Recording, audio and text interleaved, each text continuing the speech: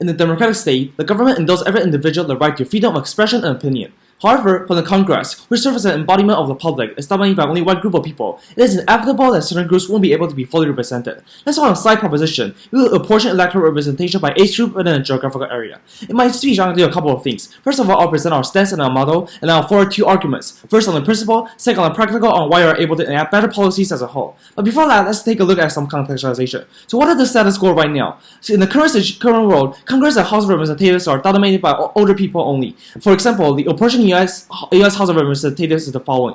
Over 75% of the members are above age 50, and the median age is 58. However, the age distribution in the United States is that 50% of the population are over 50 years old, and the median age is 38 years old. Note that there's a large disparity between the actual population distribution in the Congress and the population distribution in the actual society.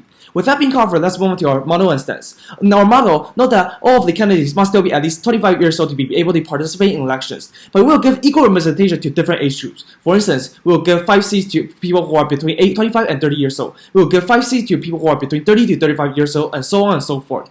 And this applies to both the upper house, the Senate, and the lower house, the Congress. So before the actual election actually takes place, political parties will also hold primary elections, so people don't have to worry that these young people may be incapable of running office. We'll ensure that political parties will be able to elect the best out of best, not only to represent their own party, but also to represent the people.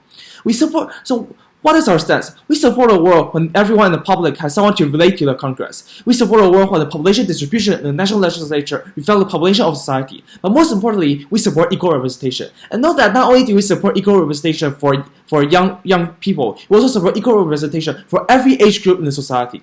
With all that being covered, let's move on to your first argument on our principle. So note that before going on further, let's examine the current social inequality that exists in the society. Note that there is a lot of existing systematic barriers for young people that make elections an unfair game. For example, senior politicians are richer and have more ties with either the executives in the political parties or with current politicians that are currently working for the government. So if you are richer, that means you are able to make better campaigns, have the budget to initiate larger projects, and hence make greater promises. When you have more connection with different people, you are able to pull strings more, which gives you an inherent advantage when it comes to elections.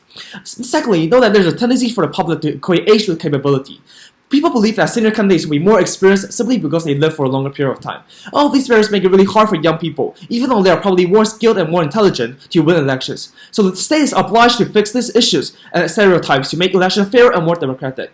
The factors that determine whether or not an individual can work for the people should be based on their merit and skills, rather than simply just age. And giving representation to different age groups is the most justified way to come up with a solution to these issues. Moving on to the second layer on why equal representation is a must. In a democratic society, everyone should have the right to voice out their interests and opinions. They should hold the right to express their concerns and complaints towards the government or certain policies. And the Congress simply serves as an embodiment of these people. It helps relay the people's opinions to politicians in a more efficient manner. Hence, the population distribution in the Congress should closely reflect the actual population distribution in the society. People the same age are more able to relate with each other and know what their age group wants, right? And only they are able to clearly illustrate and present the issues to the parliament. For example, if there are certain government policies that make college graduates really hard to find a job in the society, it's really hard for a 60-year-old dude to understand the severity of the issue because they're probably on their way to retirement or already have a stable job. Only people with age 25 or 30 years old are able to clearly know the sufferings and concerns of these college graduates, which makes them the perfect spokesperson for them. And it's the government's obligation to give these college graduates an embodiment in Congress in order to match the definition of a democratic state.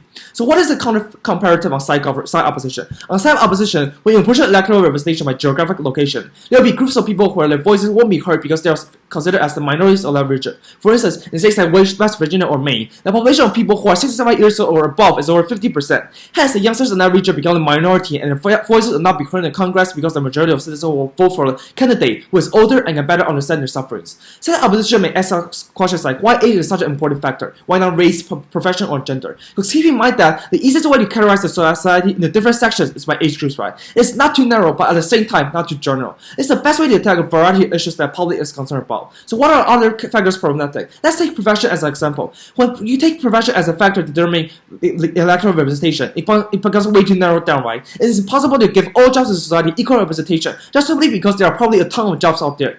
On the other hand, if you apportion electoral representation by gender, then the issues you are able to address won't be specific enough simply because the way you give equal representation is too broad. For instance, when you you apportion electoral representation by gender, then you simply can say, hey, we're going to make this policy that certifies women as a whole. But you're able to make policies that certify different groups of women. For instance, women who are, for instance, teenage girls and female who are in their mid-50s or 60, you're not able to dig deeper into their sufferings and come up with policies that specifically target their problems. So we believe that separating them by age group is the best and most efficient method.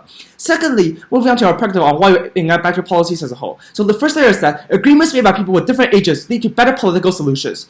Transmission of wisdom and knowledge from seniors combined with energy and flexibility of the young makes for stronger political decisions. Seniors can provide their own experience to the young, and the young can provide more innovative ideas into the discussion.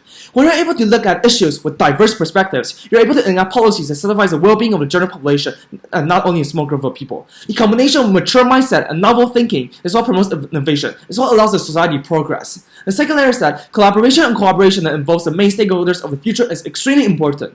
In most cases, large projects often need a lot of time to finish right. For instance, you need decades to build an MRT system. The MRT system in Kaohsiung probably took like 10 to 50 years to be fully completed. Hence, you need to include the major stakeholders of the future to ensure that there will be someone to take responsibility of the project at the time that it is completely done. Young people will be only people who are more likely to take responsibility, right? They know they still have a longer political career ahead of them. So it's a must that they need to gain the public trust. And the best way to demonstrate is that to ensure the quality of the project that they started as a really, really good quality. Hence, involving young people is the only way to ensure the quality of major projects. So the final layer is that young people tend to be more willing to try new solutions and hence be more innovative. Recently, society as a whole has been obviously more liberal. We see more people discussing about LGBTQ rights. We see people accepting different minority groups, and this extends to the educational system, right? Schools put a lot of emphasis on teaching young people the importance of equality in society, like how we see how the importance of social equality as gender equality in history class, in social study class.